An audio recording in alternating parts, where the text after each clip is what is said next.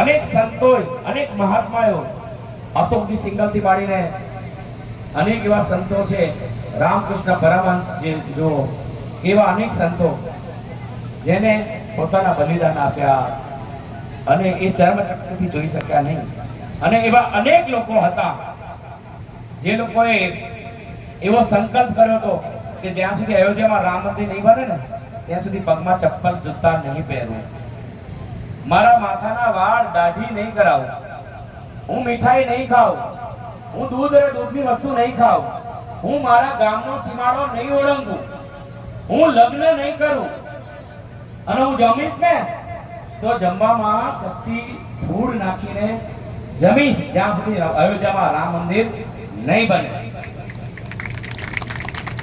આવા અનેક લોકોના સંકલ્પ હતા.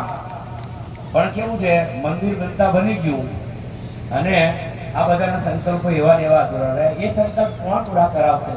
તો આપણે પહેલો સેતુ બન્યા અને નક્કી કર્યું કે રામ મંદિર સંકલ્પ પૂર્તિ યજ્ઞ કરીએ. અને એના માટે એ અયોધ્યામાં રામ મંદિર બન્યું એની પૂર્વ સંધ્યા એટલે અને આગલા દિવસે 21મી જાન્યુઆરી 2024 ના દિવસે ચાંદોડિયામાં શ્રી રામ મંદિર સંકલ્પ યજ્ઞ એ આપણે કર્યો. અને યજ્ઞમાં દરેક જે આહુતિ આપીને એવા સંકલ્પ સાથે આપી કે આ લોકો જેના જેના સંકલ્પ છે એ પ્રભુ એ સંકલ્પ અહીંયા પૂર્ણ થાવ.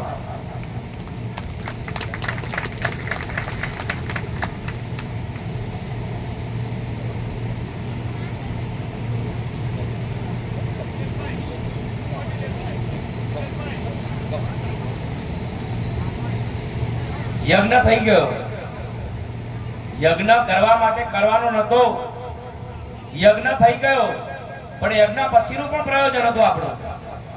એ યજ્ઞમાં જે ભસ્મ હતી એ ભસ્મ અમારે સરયુ નદીમાં પધરાવાની હતી.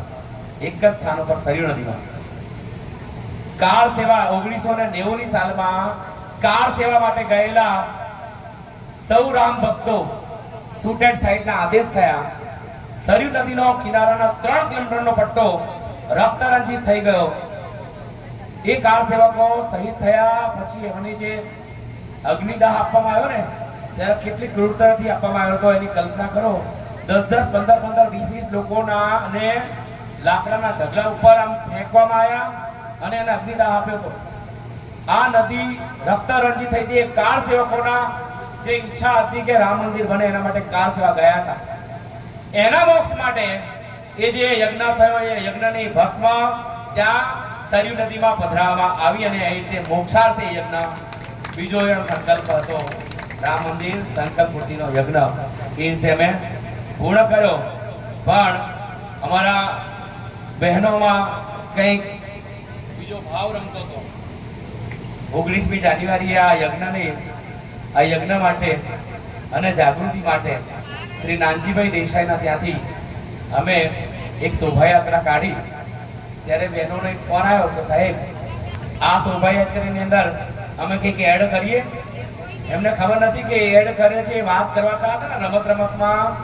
એ રમત 108 દિવસ સુધી એક મોટો મહાયજ્ઞ થઈ ગયો. સુનીતાબેન, સુશીલાબેન, ચંદ્રકાંતાબેન, શારદાબેન, સંતોષબેન, બીજા સંતોષબેન અને સકોતલાબેન ઉભા થાવ જાઓ ત્યાંથી. આ પોથીજી જે છે ને એ પોથીજી એ 19 તારીખે શોભાયાત્રામાં લઈને આવ્યા હતા જેના ઉપર રામકથા થઈ. અને 108 દિવસ સુધી આ પોથી હજારો ઘરોમાં વિચરણ થયું. લાખો લોકોએ જેના દર્શન કરે એ પોથીજી આ બહેનો એમ વિચાર કરી લાયા કે આપણે પોથી આપણે યાત્રામાં લઈને નીકળીએ. પણ આ પકડ્યું છે મુકાય થોડું. આ પોથીજી છે એનું સન્માન એવું જળવાવું છે. એટલે ત્યારે જ નક્કી થઈ ગયો 21મી જાન્યુઆરીના યજ્ઞમાં કે આજથી ઘરે ઘરે જઈને આ પોથીજીની પધરામણી કરવી અને ત્યાં હનુમાન ચાલીસાના પાઠ કરવા. એટલે 19મી જાન્યુઆરીએ પોથીજી નીકળ્યા અને હનુમાન ચાલીસાના આ પાઠનો પ્રારંભ થયો અને 21મી તારીખ સુધી એ સ્થાન પર રહ્યા. પછી 22મી સ્થાનથી આપ જોઈ રહ્યા છો બહાર બોર્ડ મારેલું છે. એ જે સ્થાન પર ગયા ને ત્યાં ઉત્સવ કરતા સહેજ પણ ઓછો માહોલ નતો. વિડીયો જોઈ લેજો અમારા કોઈ પણ ના, ખાસ કરીને વિપુલભાઈ શાહ જે ઉપસ્થિત છે એમની તીર્થધામ @તીર્થધામ એ YouTube ચેનલ ઉપર રોજના સમયસર વિડીયો અપલોડ થયા આજ સુધી. એટલે એ વિડીયો જોશો એટલે તમને ખ્યાલ આવશે કે કેટલા બધા લોકો કેટલા આનંદ સાથે આમ આનંદ કરતા હતા, ઝૂમતા હતા, ભક્તિનો જે માહોલ હતો. વિપિનભાઈ અને હરેશભાઈ, ગોપાલભાઈ, જગદીશભાઈ, રાકેશભાઈ, પ્રહલાદભાઈ મૌર્ય, મંજુલાબેન પટેલ, પ્રભાબેન, અમારા ચંદ્રિકાબેન, ચંપા માસી અને એવા અનેક બહેનો જેના હું નામ કદાચ ના બોલું તો ક્ષમ્ય કરજો.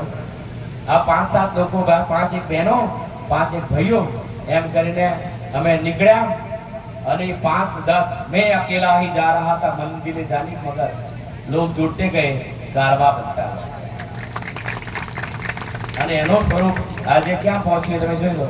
આજે 20,000 થી વધારે લોકો પ્રસાદ લેશે. 1 લાખ થી વધારે ઘરોમાં હનુમાન ચાલીસા ના પાઠ થયા, લોકો દ્વારા થયા અને રામચરિત માનસજીની પોથી ની પધરામણી થઈ. બહેનો અને ભાઈઓ ને બધા વિચારો નવા નવા આવતા ગયા. આપણે અક્ષત કળશ મૂકીએ તો જોડે તે અક્ષત કળશ એડ થયા અને અક્ષત કળશ ની અંદર પણ ખાલી કળશ નથી, ખાલી અક્ષત નથી, એમાં 9 રત્નો છે. હીરા, પન્ના, માણેક વગેરે જે કિંમતી રત્નો હોય એ અને પંચધાતુ, સોનું, ચાંદી વગેરે એવા પંચધાતુથી નિર્મિત આ અક્ષત કળશ પણ સાથે સાથે પધરામણી થઈ. અને પછી એડ થયું હનુમાનજી મહારાજનું સૂક્ષ્મ સ્વરૂપ છે પણ કંઈક સ્વરૂપ તો જોઈએ, શક્તિનું પ્રતીક. એટલે અમારી શક્તિ બન્યા આ ગદાજી અને ગદાજી જોડાયા. એમ કરતા કરતા અમારો પરિવાર મોટો થતો ગયો અને 12 બોર્ડ માર્યું છે. એ રીતે રોજ હનુમાન ચાલીસાના પાઠ કોઈ કલ્પના કરી શકે? હનુમાન ચાલીસા લોકો એમ કે અડધો કલાકમાં પતી જાય. 2-2.5 કલાકે લોકો ઘરે જવાનું નામ નતા લેતા.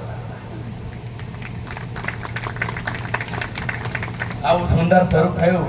અને હવે પછી આ જ વસ્તુ જે છે ભગવાન રામચરિત માનસજીની પોથી, અક્ષત કળશ અને હનુમાનજીની ગદા અને સાથે લઈ અને હે રામલલ્લા તમારા દ્વારે અમે લાયક બન્યા એવું માનીને અમે દર્શન કરવા આવવાના છે.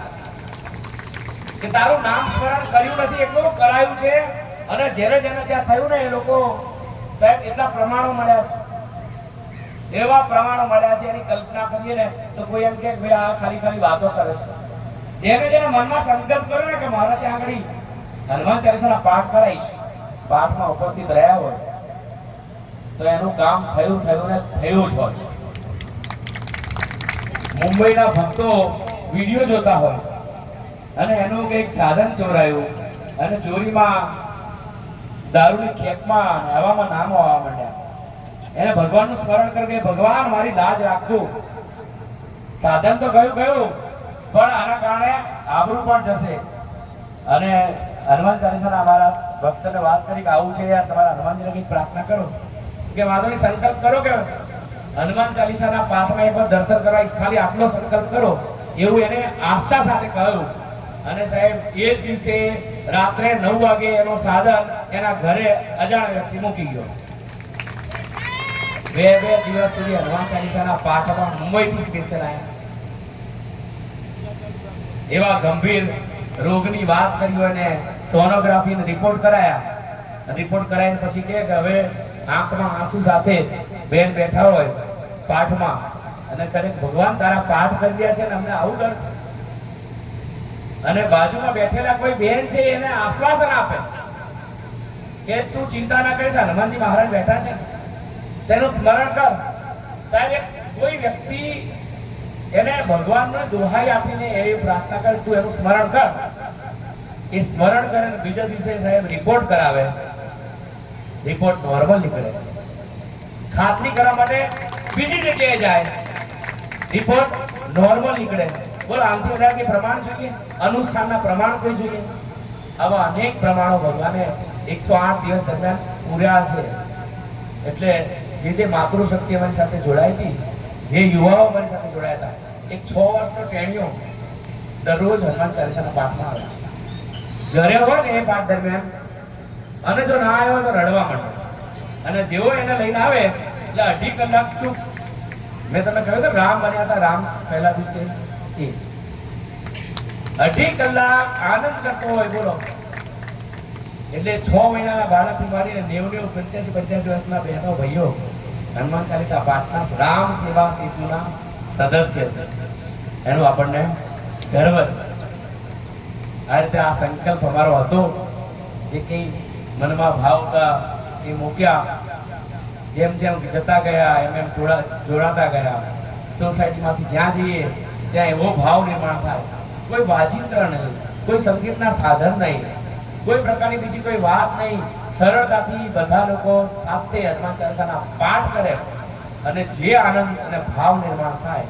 અને બીજા દિવસે હનુમાન ચાલીસાના પાઠમાં જોડાતા જાય. એમ કરતા કરતા 200 લોકો તો નિયમિત સ્વયં સદસ્યો બન્યા. જ્યાં હનુમાન ચાલીસાના પાઠ કરે ને ત્યાં 200 લોકો તો હોય જ. આ રીતે રામ સેવા સેતુ પરિવાર ખૂબ મોટો બન્યો.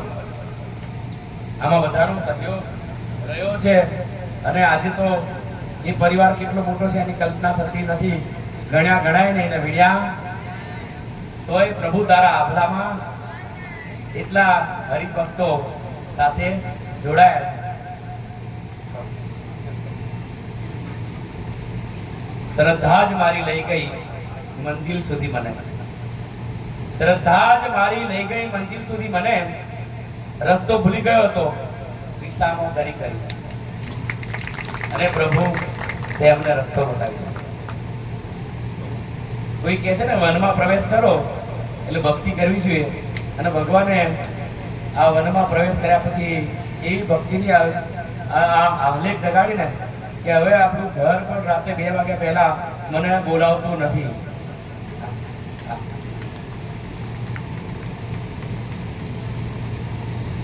અનેક લોકોના સ્વાગત સન્માન કરવા છે.